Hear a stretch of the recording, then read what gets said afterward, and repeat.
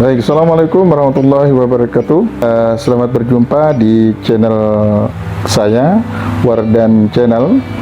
Insya Allah pada video kali ini kita akan membahas beberapa hal seputar menentukan masalah.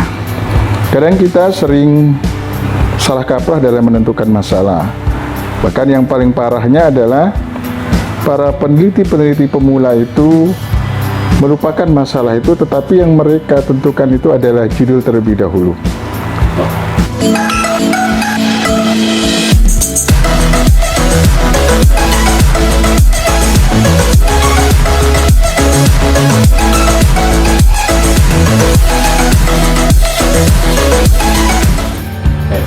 Lalu apa hal-hal yang harus kita pertimbangkan di dalam memilih masalah itu apa saja?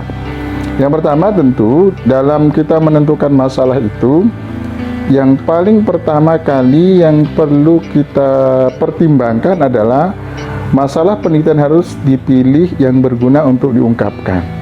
Artinya para peneliti itu harus memilih masalah-masalah yang memiliki kegunaan untuk diungkapkan. Artinya kegunaannya itu bisa dirasakan oleh pengguna dari hasil penelitian.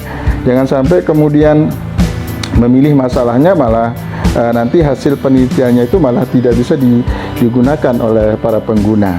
Karena itu tentu para peneliti, terutama peneliti-peneliti pemula, sebaiknya juga melihat terkait dengan kegunaan dari hasil penelitian tersebut. Yang kedua, yang perlu dipertimbangkan di dalam menentukan masalah penelitian itu adalah masalah yang dipilih itu tentu harus relevan dengan kemampuan atau keahlian peneliti.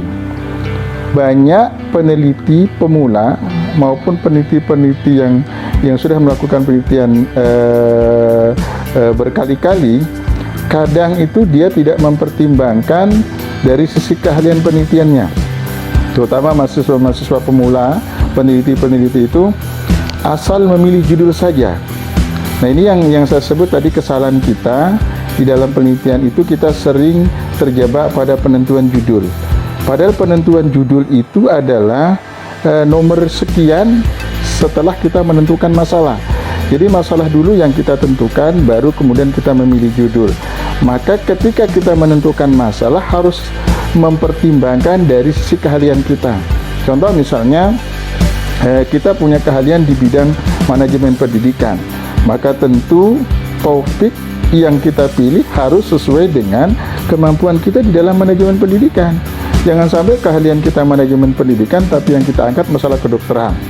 Jangan sampai kemampuan kita di tentang pendidikan yang kita angkat masalah sosial dan lain sebagainya. Tentu nantinya kita akan mengalami kesulitan di dalam menyelesaikan masalah penelitian tersebut. Kemudian yang ketiga, hal-hal yang harus kita lihat di dalam memilih masalah yang ketiga itu adalah masalah penelitian harus menarik perhatian untuk diungkapkan. Jadi ada sesuatu yang membuat kita tertarik terhadap masalah penelitian itu. Kalau kemudian masalah penelitian itu menarik, tentu kita di dalam proses penyelesaian masalahnya itu akan bersemangat untuk menyelesaikan masalahnya. Tetapi kalau masalah itu tidak menarik, maka tentu nanti hasilnya juga tidak akan menarik. Upayakan bahwa masalah yang kita teliti itu sangat menarik dan membuat orang penasaran untuk mengetahui hasilnya. Semakin menarik masalah tersebut, maka akan semakin menarik pula kita di dalam semangat kita untuk kemudian menyelesaikan hasil penelitian atau menyelesaikan masalah-masalah tersebut. Kemudian yang keempat, masalah penelitian sedapat mungkin menghasilkan sesuatu yang baru. Idealnya memang di dalam penelitian itu bahwa hasil penelitian itu menemukan sesuatu yang baru. Ada sesuatu temuan yang terbarukan di dalam hasil penelitian tersebut. Ketika misalnya para peneliti melakukan penelitian baik kuantitatif maupun kualitatif, nanti diharapkan di dalam proses penelitian itu ada hasil yang akan dia temukan. Nah, hasil itulah, hasil yang terbarulah itulah yang kemudian akan menjadi hasil penelitiannya, dan itu mungkin nanti bisa ditindaklanjuti oleh penelitian berikutnya.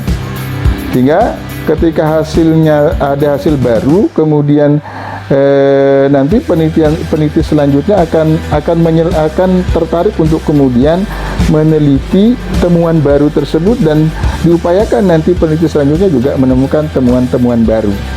Ini yang keempat, hal-hal yang harus dilihat di dalam memilih masalah. Kemudian yang kelima, hal-hal yang harus dilihat di dalam memilih masalah yang kelima itu adalah masalah penelitian harus dipilih yang dapat dihimpun datanya secara lengkap dan objektif. Artinya masalah itu memungkinkan ada datanya, data pendukungnya, data yang diperlukan di lapangan itu memungkinkan untuk digali. Jangan sampai kemudian masalahnya A, ternyata datanya tidak memungkinkan untuk diteliti.